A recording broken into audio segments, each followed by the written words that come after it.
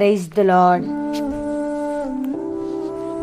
మన దగ్గర డబ్బుంటేనే మనుషులందరూ మనకి విలువిస్తారు, పలకరిస్తారు, మన దగ్గరికి వస్తారు, మనల్ని ప్రేమిస్తారు కదా.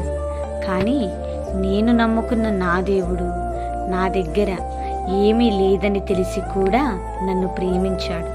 నా కోసం తన ప్రాణాన్ని అర్పించాడు. నా దేవుడు నన్ను ప్రేమించినంత గొప్పగా నన్నెవరు ప్రేమించలేరు. మనుషులను ప్రేమించినట్టు దేవుడు ఎప్పటికీ ప్రేమించరు. దేవుని ప్రేమకు సాటి అయినది ఏమీ లేదు.